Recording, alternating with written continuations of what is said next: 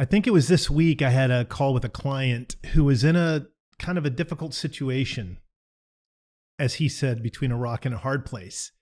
At work, he has a certain level of responsibility, title, authority, to where if other people that are not under his leadership are acting up, other people in the office will always come to him and talk about that guy to him. And he's noticed it's really affecting, coloring how he interacts with that person when he goes and has to interact with them. And he's not really sure how to deal with it. So that's what this is going to be about today. How do we deal with it when people come to us and want to talk about other people in the office? Stay tuned and you're going to learn how you can handle it. Hi, my name is Shawn Sommerkamp, and this is Motivationeer Christian Coaching.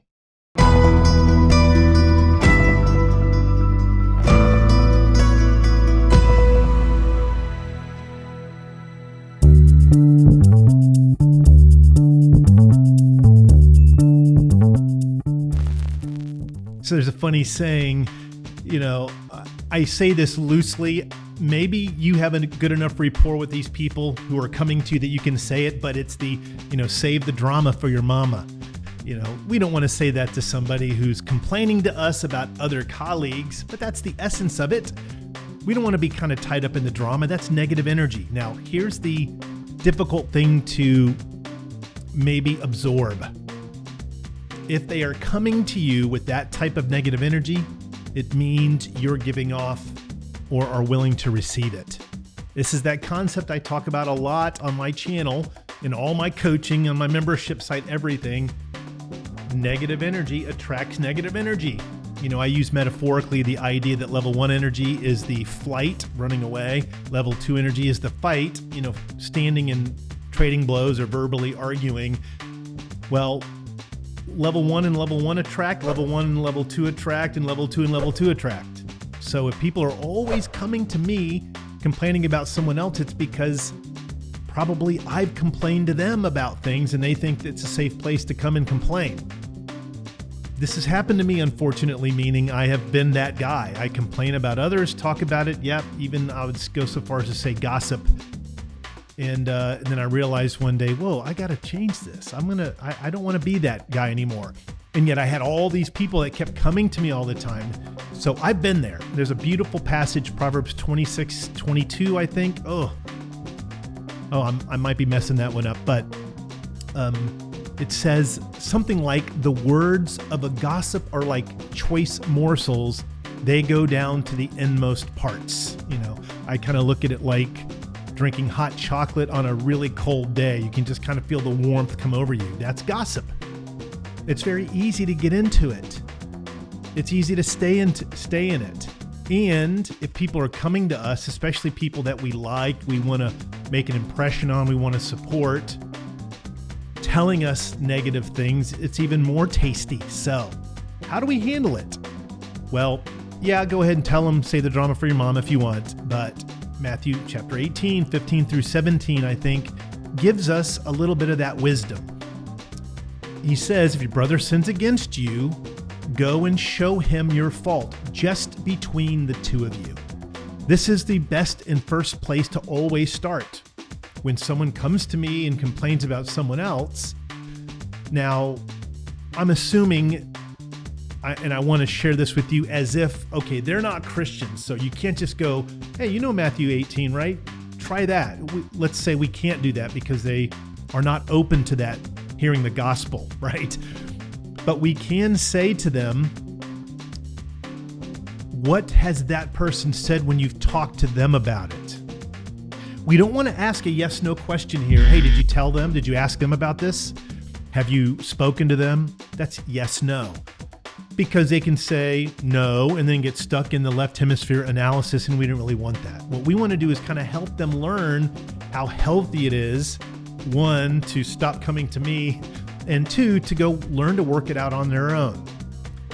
Of course, if you're in a very high level role and they're coming to you with something that's like some type of compliance violation or ethical issue or downright something illegal, of course we want to listen to them, right? But I'm just talking about everyday stuff that people come and complain about other people. Ask them a question. Hey, what did they say when you brought this up to them? I didn't bring it up to them. Then we can say, how do you think they would respond if you did? So what we're doing at that second question is kind of making them picture themselves in that scene with that other person. And we've tricked them into thinking about them saying it. Now, they're not going to necessarily know that, but we've activated their right hemisphere imagination. They may say at that point, I couldn't bring this up to them. They'll get angry with me. Then we can continue asking questions if we want. How do you know that they'd get angry? Type of thing. But ultimately, if you've tried those first two and they're still being a little evasive, it's likely that they're never going to want to go talk to that person about it. At the very least, you don't want them continuing to talk to you. It's propagating stuff that you don't want.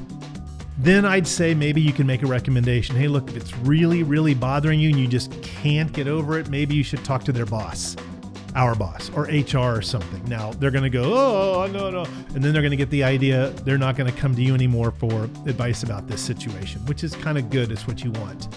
But ultimately, it is the right thing to help them learn how to deal with it with that colleague. Now, if this is one of your employees, this happened to me a lot, where one of my employees came and talked about another employee. Now, in that role, I would still ask them a couple of questions. Hey, what did they say when you brought this up to them? Or what do you think they would say if they didn't take those two questions? Then I would kind of use my authority. I'd say, listen, what I want to do is help you learn how to deal with these things better for your own future, your own well-being, your relationship with them, and maybe you someday being a leader. So here's what I'm going to recommend. I want you to sit down with them and bring this up to them. Oh, Shawn, I'm not going to do that. I'm asking you to do that. This is something I want you to do. This is going to take a little bit of a willingness to be disagreeable on your part to get them to do it. But boy, it's really worth the investment. Some employees are just going to squirm so bad, you're going to have to make a judgment call. Okay, if you just don't want to do it, that's fine. It's probably best not to bring it up to me, though, if you're not willing to resolve it yourself, kind of thing.